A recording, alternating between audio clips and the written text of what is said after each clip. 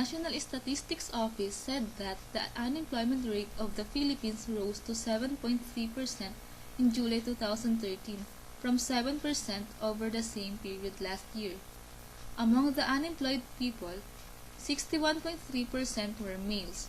Almost half of the unemployed persons belong to the age group of 15 to 24 years. About one-fifth of the unemployed were college graduates. Here's an example scenario. Jenny, can you please take in step in my office? Yes, ma'am. What seems to be the problem? Since our business is going through a huge budget cut, I'm sorry to say we are going to have to fire you from this company. But I understand unemployment had an outstanding drop. But I have a husband and 3 kids and I really need this job. I'm very sorry, Jenny, but it's not like you're the only one who lost your job. And this is the government's responsibility.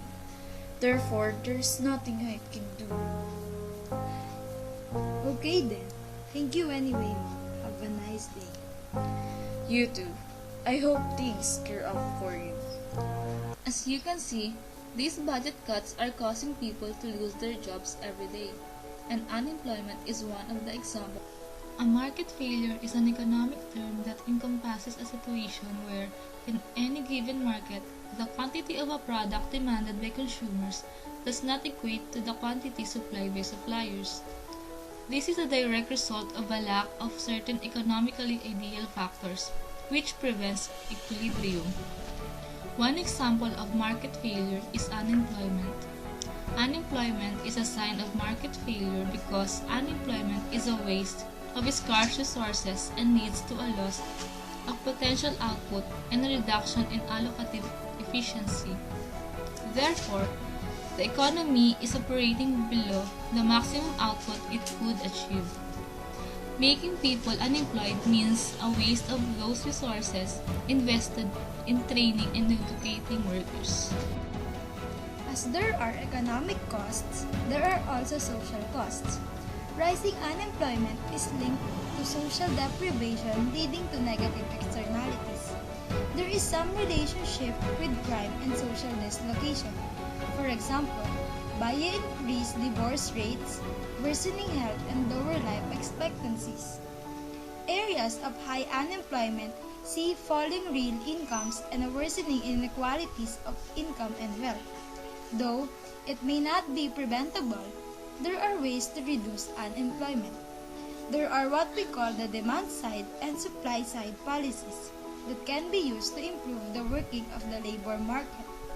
The supply side policies aim to reduce immobility of labor. It can cause of market failure and structural unemployment.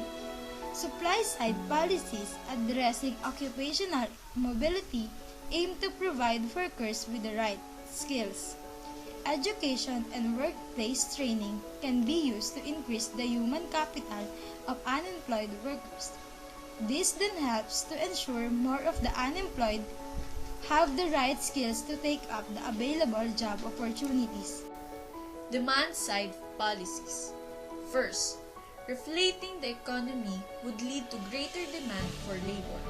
It can also help to mitigate the effects of an economic recession, but there are risks involved in using both fiscal and monetary policy, simply to boost demand when output is low. Next, using regional policies to encourage both national and foreign investment in areas of high unemployment. Offer investment grants, tax breaks for firms who relocate, and lastly, the government could also give subsidies for businesses that take on the long-term unemployed. There is a need to encourage new industries, new enterprises producing new products for new markets. Therefore, tax breaks on investment in new machinery, research and development, setting up new businesses.